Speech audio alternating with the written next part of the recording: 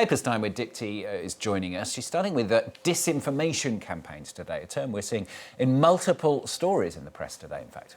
Yeah, that's right. A lot of disinformation in the press today. Let's start with Libération, the French left-wing paper, focusing on those anti-government protests in Turkey. It's been 1 week since the mayor of Istanbul was arrested, and anti-government protests began against Recep Tayyip Erdogan, the Turkish leader. And these protests show no signs of abating. This despite government repression of protests and protesters and a propaganda campaign, as Libération says, notably a campaign accusing the opposition party, the Republican People's Party, to which the mayor of Istanbul belongs, of corruption. The Guardian, in its edition, also noting that this disinformation campaign, particularly on Turkish state TV, a glaring disparity, the British Daily says, at the same time as the sound of pots and pans clanging in the streets, viewers on state TV see none of the protests nor of the protesters. Instead, they're seeing images of the Turkish president really boasting of his government's achievements, from the economy to the education, and even in the opposition-aligned media, we're seeing very little news of the protests, and in any case, the protesters are being portrayed as menaces. This campaign of disinformation is not new, though, in Turkey. The Guardian reminds us, of course, it's a product of a decades-long effort to repress the media by Erdogan, who controls 85% of national and corporate media in Turkey. And from Turkey to Canada now, there are fears of a disinformation campaign ahead of elections there next month. Yeah, it was featured in this article from the Globe and Mail. This was from Wednesday, where the Canadian Daily talks about foreign disinformation, a looming threat in Canada's upcoming national elections next month. Experts warn that Canada is particularly vulnerable to disinformation campaigns, particularly with recent tensions with the U.S. Recent electoral campaigns in the country have been subjected to nefarious tactics like online smear campaigns, doctoring of images, and hacking of electoral systems. The Globe and Mail reported that the former Liberal candidate Chandra Arya was disqualified over concerns about his relationship with India and notably undue influence. It turned out that he had traveled to India last year and met with the Prime Minister Narendra Modi, but failed to disclose this visit. And of course, this comes amid the fallout with India after the killing of a Sikh activist back in 2023, with Canada accusing India of being behind the assassination of this person.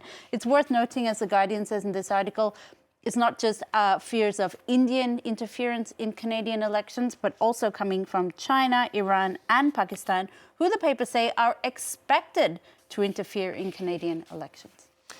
Now, the fallout from the Yemen chat group leak continues today. The German paper Der Spiegel says private data of Donald Trump's security advisors can also be found online. Yeah, the embarrassing revelations about the holes in Donald Trump's administration security just keep going. This is the article from Der Spiegel, which says that its investigation has found that contact data, including passwords for senior U.S. security officials, have been found online.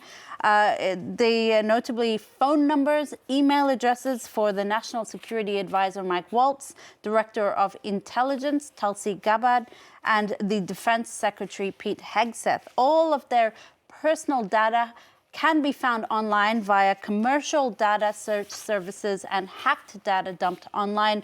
In some cases, the numbers were even linked to their WhatsApp and Signal accounts. So once again, a new revelation that shows major security breaches there.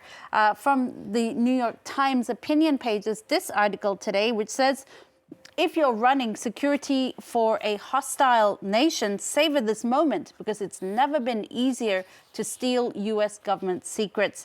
The Atlantic journalist, of course, the revelations that an Atlantic journalist was accidentally added onto a group chat about Yemen was one of the worst security breaches in years, says the New York Times. But as they remind us, Donald Trump has also turned tens of thousands of people with access to government secrets into disgruntled ex-employees. And despite now having the chance to nip this scandal in the bud, the government has continued to deny all wrongdoing.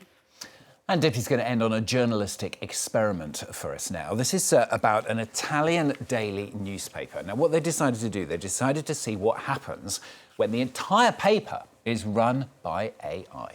Yeah, that's right. Very interesting experiment, Stuart. This is from the Washington Post explains the kind of thinking behind this experiment set up earlier this month. It's a month-long experiment, so it's still ongoing.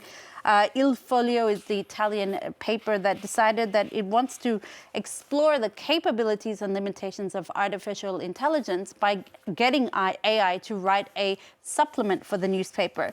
Now, Il Foglio is a center-right pro-European paper based in Rome, and they launched this experiment basically asking their journalists to ask AI questions and then have AI write articles. And the results of the first week of this experiment were published a few days ago and reveal some interesting paradox. AI can write very well. It uses long sentences, subtle irony, political allusions. What it can't do, though, is make a phone call to sources. It can't interpret the double entendres in messages or statements. It can, I quote, imitate Il Foglio, but it isn't necessarily its soul. I think this experiment shows that our jobs, at least for the moment, are still safe, Stuart. I was wondering, are you real? I might be, I might not be. Who knows? As far as I'm aware, she's over there. Maybe we are also could be running a hologram. Maybe we're running a secret experiment. Yeah, perhaps I'm not here either. Who knows? I'm lying in bed like I should be. Thanks a lot, Dipti, with the papers of France 24.